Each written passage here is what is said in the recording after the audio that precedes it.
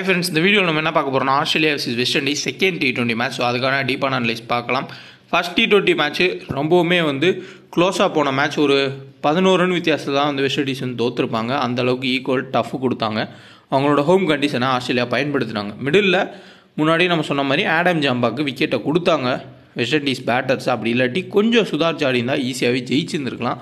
அந்த அளவுக்கு ஒரு மேட்சாக போயிருந்துச்சு. ஸோ இந்த மேட்ச்சு கண்டிப்பாக ஒரு ஈக்குவல் மேட்சாக இருக்க வாய்ப்புகள் ரொம்ப அதிகம். அடிலைட் ஓவரில் நடக்கக்கூடிய ஒரு மேட்ச், ரொம்ப இன்ட்ரெஸ்டிங்கான மேட்ச். காரணம் என்னென்னா, அடிலைட் ஓவரில் பிபியில் எல்லாமே ஹை ஸ்கோரிங் கேமாக தான் போயிருக்கு. மினிமம் ஃபஸ்ட் பேட் பண்ணுற டீம் 200 ரன்னுக்கு மேலே ஸ்கோர் பண்ணியிருக்காங்க.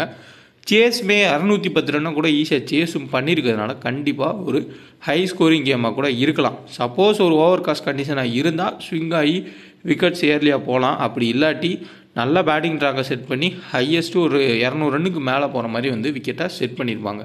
ஸோ 1:30க்கு மேட்ச் ஸ்டார்ட் ஆகிரும். இந்த மேட்ச் February 11 ஸ்டார்ட் ஆகும். ஃபுல் டீட்டெயில் பார்க்கலாம். அதுக்கு முன்னாடி நம்மளோட டெலகிராமில் ஜாயின் பண்ணாமல் ஒரிஜினல் சேனல் செக் பண்ணி ஜாயின் பண்ணுங்கள். ஸோ கடைசியாக ஆஸ்திரேலியா vs வெஸ்ட் இண்டீஸ் நம்ம கொடுத்துருந்தா ஃபஸ்ட்டு T20 மேட்சுக்கான டீம் ஓரளவுக்கு டீசெண்டான ஃபைனல் டீமாக இருந்துச்சு. காரணம் என்னென்னா, ரசலை கேப்டனாக கொடுத்து மேக்ஸ்வெல் வைஸ் கேப்டனாக கொடுத்துருந்தா அது ஈஸியாக வின் ஆகிருக்கும். அது சின்ன ஒரு மிஸ்டேக் ஆச்சு.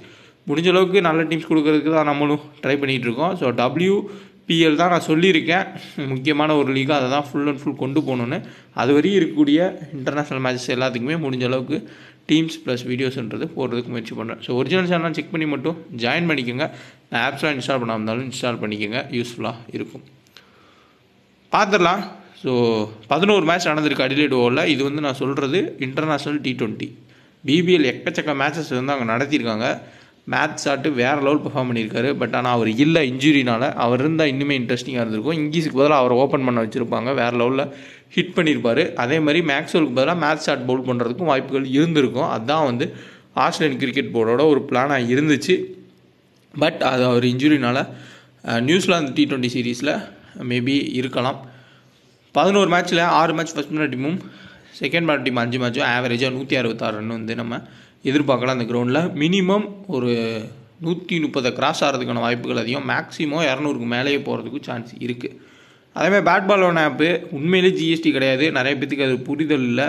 நீங்கள் இன்ஸ்டால் பண்ணிவிட்டு ஒரு 20 ரூபா 30 ரூபா கூட போட்டு பாருங்கள். ₹1 கூட அவங்க GST எடுக்க மாட்டாங்க. அப்படியே உங்களுக்கு கொடுப்பாங்க. விருப்பம் உள்ளவங்க இன்ஸ்டால் பண்ணிக்கோங்க. உண்மையிலே GSTன்றது கிடையாது. வின்னிங்ஸ் ஈஸியாக கிடைக்கும். 5% என்ன கொடுத்துருக்காங்கன்னா, அவங்களோட வின்னிங்ஸை நீங்கள் டெபாசிட்டுக்கு மாத்திரம் 5% எக்ஸ்ட்ரா கேஷ்மே தராங்க. ட்ரை பண்ணிக்கோங்க. 2K டோக்கன் ரெஃபர் கூட பயன்படுத்துங்க. போனஸ் கொடுப்பாங்க, அதையும் யூஸ் பண்ணிக்கலாம். இப்போது நம்ம பிளேயிங் கிரவுண்ட் பார்ப்போம். ஆஸ்திரேலியா வெஸ்ட் இண்டீஸோட பிளேயிங் கிரவுண்டில் லாஸ்ட் மேட்ச் எதிர்பாராமல் வேறு மாதிரி போனது அப்படின்னா பிரெண்டன் கிங்கும் அதுக்கப்புறம் சார்லஸ் ஆடினது தான். ஸோ நான் எதிர்பார்க்கவே இல்லை. நிக்கோலஸ் புரான் தான் நல்லா ஆடுவாருன்னு எதிர்பார்த்தேன். பட் இவங்க 2 பேர் சூப்பராக ஆடினாங்க. நிக்கோலஸ் புரானால் ஹிட் பண்ணவே முடியல. இனிஷியல் அந்த ஜேசன் பேரடாஃபோட அந்த புவர் ஃபார்ம்னு சொல்லலாம். ஓரளவுக்கு நல்ல ஃபார்மில் தான் இருந்தாலும் BBL. பட் செகண்ட் போல் பண்ணுறப்போ அவரோட அந்த ட்ரிக்குன்றது மிஸ் ஆச்சு. ஃபஸ்ட்டு போல் பண்ணுறப்போ ஓரளவுக்கு விக்கெட்ஸ் எடுத்தார். BBL ஒரு சில மேட்சஸ் அப்படி தான் போச்சு இவருக்கு. அதை பயன்படுத்தி கிங்கும் சார்லஸும் ஓரளவுக்கு ஆடிட்டாங்க. பிச்சுமே பயங்கரமான ஒரு பேட்டிங் பிச்சாக இருந்தது. மிகப்பெரிய ஒரு சாதகமாக இருந்துச்சு பவர் பிளே யூஸ் பண்ணுறதுக்கு. அதுக்கப்புறம் middle Adam Zampa Maxwell spinners கொண்டு வந்தோன்னே மிடில் ஆர்டர் எல்லாமே ஃப்ளாப் ஆனதையும் நம்ம பார்த்துருந்தோம். ஸோ இதே பிரெண்டன் கிங் சார்லஸ் மறுபடியும் பெரிய ஸ்கோர் போவாங்களா அப்படின்னா, சார்லஸை பொறுத்தவரையா ஒரு மேட்ச்சு 100 ரன் அடித்தா கூட அடுத்த மேட்ச் 0ல் அவுட் ஆகக்கூடிய ஒரு பிளேயர் தான். அதுக்கு இங்கே ஏதாவது ஒரு சேஞ்சஸ் வந்தால், ஜேசன் பேரடாஃப் பதிலாக அந்த இடத்துல ஒரு ஸ்பென்சர் ஜான்சனை கொண்டு வந்தால் இன்னுமே பவுன்ஸ் அதிகமாக இருக்கும், ஸ்விங் அதிகமாக இருக்கும். அதேமாதிரி அவரோட ரிலீஸ் பாயிண்ட்டு வித்தியாசமாக இருக்கும். மேபி அவருக்கு எதிராக சார்லஸ் ஆடி இருக்க வாய்ப்பு இல்லை, கஷ்டப்படக்கூட சான்ஸ் இருக்கலாம். பியூர் பேட்டிங் ட்ராக்காக இருக்குது. ஃபுல் அண்ட் ஃபுல் பேட்டர்ஸ்க்கு சப்போர்ட் பண்ணுன்ற மாதிரி இருந்தால் பிரெண்டன் கிங் சார்லஸை ட்ரை பண்ணுங்கள். அப்படி இல்லாட்டி கண்டிப்பாக நிக்கோலஸ் புரானு அதுக்கப்புறம் ஷெப்பர்ட் ரசல் ஹோல்டரில் நம்ம கான்சன்ட்ரேட் பண்ணலாம். ரோமன் பவுல் ஹிட் பண்ணுவார், நல்லாவே ஒரு ஹிட்டர் தான். பட் அவரோட ஸ்டாட்ஸ் ரெக்கார்ட்ஸ் எல்லாமே போராக இருக்குது ஆஸ்திரேலியாவுக்கு எதிராக. அதை மாதிரி தான் அவர் ஒரு 2 பால் 6 அடிச்சு 3 பால் அவுட் ஆகிருக்காரு. மேபி அந்த 5 பவுலரில் போகிறாங்க, 6th பவுலர் பவல் தான் ஒரு விக்கெட் ஏதோ எடுத்துட்டார், சும்மா 4 ஸ்டெப்பில் போட்டு விக்கெட் எடுத்துட்டார் அப்படின்னா அன்றைக்கி டே அவர் டேவாக கூட இருக்கலாம். ஸோ கண்டிப்பாக அந்த டிம் டேவிட்டு, மேத்யூ ஒய்டு, அதுக்கப்புறம் ரோமன் பவல், சே ஹோப்பு, இந்த மாதிரி மிடில் ஆர்டர் பேட்டர்ஸ் கேப்டன்ஷிப்னா கொடுத்து பாருங்கள். ஏன்னா எல்லா மேட்சுமே இந்த டாப்பில் இருக்க பிளேயர்ஸே நல்லா ஆடுவாங்கன்னு சொல்ல முடியாது. கண்டிப்பாக ஒரு சில மேட்சஸில் டாப் ஏர்லி விக்கெட்ஸ் போகும். அப்போ மிடில் ஆர்டர்கிட்ட மேட்ச் நிற்கும். ஆனால் முடிஞ்ச அளவுக்கு கிராண்ட் லீக்கில் இந்த மிடில் ஆர்டர் பேட்டர்ஸை ஃபுல்லாக எடுத்து அவங்களுக்குள்ள ஜிஎல்ல ரிஸ்காக கேப்டன் கேப்டன் ட்ரை பண்ணி பாருங்கள். அதே மாதிரி பவுலர்ஸ் காம்பினேஷன்லேயும் கேப்டன் கேப்டனா ஒரு சில டீம்ஸ்க்கு மேக் பண்ணிக்கோங்க. ஸோ பெஸ்ட்டு பிக்ஸு நம்ம வந்து பார்த்தோம்னா கண்டிப்பாக இப்போதைக்கு இருக்க ஃபார்மில் 2 பேரும் நல்ல ஒரு பிக்கு தான். மிச்சல் மார்க்ஸ் பவுலிங் போடுறது இல்லை, பவுலிங் போட்டால் நல்ல ஒரு ஆப்ஷனு. பட் இருந்தாலும் சப்போஸ் வார்னர் இங்கிலீஷில் யாராவது ஒரு ஆள் வேகமாக அவுட் ஆகிட்டாங்க அப்படின்னா பவர் பிளேவை யூஸ் பண்ணியே மிச்சல் மார்க்ஸ் அதிக ரன்ஸ் வந்து அடிச்சிருவார். ஸோ ஏன்னா பயங்கரமான ஒரு ஹிட்டர். மேக்ஸ்வெல் ஸ்டாய்னிஸுக்கு ஓவர்ஸ் தராங்க, அவரை காப்பாற்றுறாங்க. பேட்டிங்கில் அவர் ஆடாட்டினாலும் ஓவரை கொடுத்து எப்படியோ 2 விக்கெட் எடுக்க வச்சிடுறாங்க. ஸோ அதனால் அவரை வந்து பேக் தான் பண்ணுறாங்க. ஏன்னா அவரோட கான்செப்ட் ஏதாவது ஒரு மேட்ச் தான் ஹிட் பண்ணுற மாதிரி இருக்குது, மற்ற எல்லா மேட்சுமே ஃப்ளாப் தான் ஆறாரு. பட் ஆல்ரவுண்டர்னு அந்த கேட்டகரியை வச்சு எப்படியோ மூவ்மெண்ட்டு கொடுத்துட்றாரு ஒவ்வொரு சீரீஸ்லையுமேவும். Matthew Wade, Tim David high risk. அதே மாதிரி இந்த சைடில் ஹேசல்வுட் லாஸ்ட் மேட்ச் விக்கெட் எடுக்கல மாதிரி நிறையா பேர் வந்து ட்ராப் பண்ணுவாங்க. பட் கண்டிப்பாக ஹேசல்வுட் மினிமம் ஒரு 2-3 விக்கெட் கூட இந்த மேட்ச்சில் எடுக்க சான்ஸ் இருக்கும். ஆடம் ஜாம்பா மினிமம் ஒரு விக்கெட் எடுத்துருவார். அதேமாதிரி ஷேன் ஆபர்ட் ஃபஸ்ட்டு பவுல் பண்ணுறத விட செகண்ட் பவுல் பண்ணுறப்ப தான் மோஸ்ட்லி பிபிஎல் ஃபுல்லாமே விக்கெட்ஸ்ன்றதை எடுத்திருக்காரு. அதான் வந்து அவரோட ரெக்கார்டாக இருக்குது. ஸோ ஜேசன் பேரடாஃபா இல்லை ஸ்பென்சர் ஜான்சனா அந்த டைத்தில் பார்த்துக்கோங்க. ஓவரால் ஆஸ்திரேலியா தரப்பில் டீசன்ட் கேப்டன் சாய்ஸ் நம்ம பார்த்தோம்னா நல்ல பேட்டிங் கிட்டாக இருந்தால் டேவிட் வார்னர் கூட மறுபடியும் ட்ரை பண்ணலாம். ஏன்னா அவங்க மறுபடியும் அகில் ஹுசேனை தான் ட்ரை பண்ணுவாங்க இனிஷியலாக. அப்படி இல்லாட்டி ஹோல்டரு கட்டர்ஸ் தான் வந்து போடுவார். அதுக்கப்புறம் தான் அவங்களோட முக்கியமான பவுலர் அல்ஜாரி ஜோசப் வருவார்.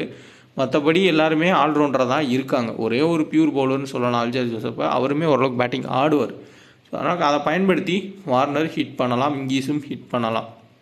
பேஸ் டீமில் நீங்கள் ஆஸ்திரேலியா ஈஸியாக ஜெயிப்பாங்க, ஆஸ்திரேலியாவுக்கு ஃபேவராகவே நம்ம டீமை செட் பண்ணலாம் அப்படின்னு நீங்கள் செட் பண்ணிங்கன்னா இந்த சைடில் ரோமானியா ஷெப்பர்டு, அதுக்கப்புறம் அடுத்து பார்த்தோம்னா ரொமாரியோ ஷெப்பர்டு, அப்புறமா ரசல், அதுக்கப்புறம் ஹோல்டர், நெக்ஸ்ட்டு அல்ஜாரி ஜோசப். இந்த 4 பேரை நீங்கள் எடுத்துகிட்டு கூட போனால். நிக்கோலஸ் புரானோட ஆவரேஜ் ரொம்ப புவர் தான் ஆஸ்திரேலியாவுக்கு எதிராக. லாஸ்ட் மேட்சுமே சரியாக ஆடலை. பட் அதுக்கு முன்னாடி ஐஎல் T20 நல்லா ஆடியிருந்தார். ஸோ அதில் நல்லா ஆடின பிளேயர் இதில் ஃப்ளாப் ஆனார். அதில் ரொம்ப மோசமான பிளேயர்ஸான டேவிட் வார்னர், டிம் டேவிட் இவங்க எல்லாருமே வேறு லெவலில் வந்து ஆடியிருக்காங்க. அப்படியே மாறி இருக்குன்னு சொல்லலாம். சார்லஸ் அதை வந்து கண்டினியூ பண்ணியிருக்காரு. இந்த லீக் மேட்ச்சில் எப்படி ஆடினாலும் அதேமாதிரி வந்து இங்கே ஆடியிருக்காரு. ஸோ ஓவரால் இந்த 4 பேர் எடுத்துகிட்டு மீதி இந்த சைடு நம்ம எடுத்துகிட்டு மூவ் பண்ணலாம். பட் 10-1 காம்பினேஷன் இந்த T20 ஃபார்மெட்டுக்கு செட்டே ஆகாது. ஒரு டீம்லேயே 10 பேர் எடுத்து இன்னொரு டீமில் ஒரு பிளேயர் எடுக்கிறது ஈக்குவலாக தான் நம்ம எடுக்கிற மாதிரி இருக்கும். ஸோ பேட்டிங்க்கு அதிக சாதகமாக இருந்துச்சுன்னா அந்த டாப் பிளேயர்ஸ்லேயே நீங்கள் வந்து உங்கள் டீமை பிக் பண்ணிக்கலாம், கேப்டனாக ரொட்டேட் பண்ணிக்கலாம். சப்போஸ் இனிஷியல் ஸ்விங் அதிகமாக இருக்கும், விக்கெட்ஸ் போகும் அப்படின்னா மிடில் ஆர்டர் பேட்டர்ஸ்க்கு வரலாம். ஹோப் அந்தளவுக்கு வந்து T20 நம்ம சொல்ல முடியாது, அவருக்கு சான்ஸ்ன்றது மாறி தான் கிடைக்கும். இனிஷியல் விக்கெட்ஸ் போகுன்ற ஒரு டீமில் மட்டும் நீங்கள் ஹோப்பை ட்ரை பண்ணுங்கள். ஏன்னா இப்போ 2 பேர் இயர்லி அவுட் ஆகிட்டாங்கன்னா கண்டிப்பாக ஹோப் வந்து ரொட்டேட் பண்ணி கொண்டு போவார். அதுக்காண்டி தான் அவரை டீம்லையுமே வச்சுருக்காங்க. அதே இது இனிஷியலாக நல்லா ஆடிட்டாங்கன்னா அவருக்கு பேட்டிங்கே கிடைக்காம போகலாம். அதை வந்து கொஞ்சம் யோசிச்சுக்கோங்க. ஓவரால் ரிஸ்கியான கேப்டன் சாய்ஸில் கிராண்ட் லீக்கில் ஹேசல்வுட்டு, மிச்சல் மார்க்ஸு, ஸோ இவங்க 2 பேர் இந்த சைடு நம்ம வந்து ட்ரை பண்ணலாம். ஜஸ்ட்டு இவங்களை வந்து ஹை ரிஸ்கி பிளேயர்ஸாக மேத்யூ ஒயிட், டிம் டேவிட்டை எடுத்துக்கலாம் ஒரு சில டீம்ஸில். அதுமாதிரி வெஸ்ட் இண்டீஸ் தரப்பில் நம்ம பார்த்தோம்னா கண்டிப்பாக ரோமன் பவல் ஒரு சூப்பரான ஒரு ஆப்ஷன், ஹை ரிஸ்க்கானது. அப்புறம் ஷெப்பர்டு, இவங்களை வந்து நீங்கள் கிராண்ட் லீக் ட்ரை பண்ணலாம். கேப்டன் சேஃபஸ்ட் ஆப்ஷன் பார்த்தோம்னா ரசல், அதுக்கப்புறம் ஹோல்டர், இந்த சைடில் Maxwell, David Warner, Stoinis. So இவங்களாம் வந்து சேஃபஸ்ட்டு ஒரு ஆப்ஷன்ஸாக இருப்பாங்க கேப்டனுக்கு. கிராண்ட் லீக்காக இருந்தாலும் ஸ்மால் லீக்காக இருந்தாலும் மற்ற பிளேயர்ஸ் எல்லாமே நம்ம ரொட்டேஷன் பேஸில் வந்து நம்ம எடுத்துக்கலாம். இப்போது நம்ம லெஃப்ட் ஹேண்டர் விசிஸ் லெஃப்ட் ஆர்ம் ஸ்பின்னருன்ற அந்த ஒரு சின்ன லாஜிக்கை பார்ப்போம். அதில் தான் வந்து வார்னர் கிளிக் ஆனதேவும் அகில் ஹுசேனை இனிஷியலாக பவுல் பண்ண வைக்கிறாங்க. வார்னர் ஒரு லெஃப்ட் ஹேண்டரு ஈஸியாகவே ஆடிறார். அதே மாதிரி மேக்ஸ்வெல் பவுல் பண்ண வரப்போ நிக்கோலஸ் புரானோ அப்படி இல்லாட்டி ரூதர்ஃபோர்டோ இல்லை கலீல் மேயர்ஸோ இருந்தால் ஓகே. அந்த மேக்ஸ்வெல் அப்படியே ரைட் ஹேண்ட் பேட்டருக்கு எதிராக வந்து பவுல் பண்ண வச்சாங்க பவர் பிளேயில். அதை யூஸ் பண்ணி இவங்க 2 பேரும் ஹிட் பண்ணிட்டாங்க. இந்த லாஜிக்கல் மிஸ்டேக்காக மாற்றினாங்கன்னா இந்த மேட்ச்சில் கண்டிப்பாக வேறு மாதிரி மேட்ச் போகலாம். அதேமாதிரி இதே அடிலைட் கிரவுண்டில் மேக்ஸ்வெல் கடைசி ஆடினப்போ ஒரு 2 விக்கெட் எடுத்திருக்காரு பவுலிங்கில், ப்ளஸ் பேட்டிங்லையுமே ஒரு 60+ வந்து ஸ்கோர் பண்ணியிருக்காரு. அவரோட ஒரு ஃபேவரட் கிரவுண்டு பிபிஎல்ல. ஸோ போன மேட்ச் ஃப்ளாப் ஆகிருக்காரு. இந்த மேட்ச் பெரிய ஒரு இன்னிங்ஸ் கூட வந்து ஆடுறதுக்கும் வாய்ப்புகள் இருக்கும். அதேமாதிரி தான் ஷெப்பர்டு ஒரு மேட்ச் விக்கெட் எடுக்கல, ரன் அடிக்கலன்றதுக்காக ஈஸியாக நினச்சிடக்கூடாது. ரொமாரியோ ஷெப்பர்டு வந்து பயங்கரமான ஒரு ஹிட்டர். டெத்தில் ஸ்டெம்புக்கு நேராகவே பவுல் பண்ணி விக்கெட் எடுக்கக்கூடிய ஒரு பிளேயர் தான். அரௌண்ட் த ஸ்டெம்ப்ஸ்லேருந்து பவுல் பண்ணுவார். அப்போ ஈஸியாக போல்ட் ஆகிறதுக்கும் வாய்ப்புகள் இருக்கும் டெய்ல் அண்டர்ஸ். ஸோ அதை கொஞ்சம் யோசிக்கணும். ஸோ ஸ்டாட்ஸ் பார்க்கலாம். டேவிட் வார்னர் ஹெட்வில் 43 ரன் ஆவரேஜ் வச்சுருக்காரு. வென்யூலையுமே 43 ரன் ஆவரேஜ்.